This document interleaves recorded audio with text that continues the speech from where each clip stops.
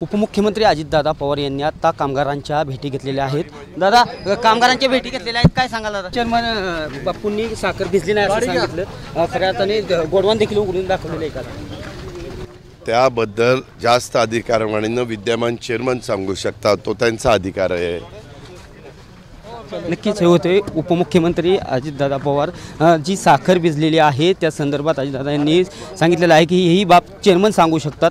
सद्यस्थितीत तरी दादा कामगारांच्या भेटी घेताना दिसत आहेत। दीपक कापरे, TV9 मराठी, बारामती।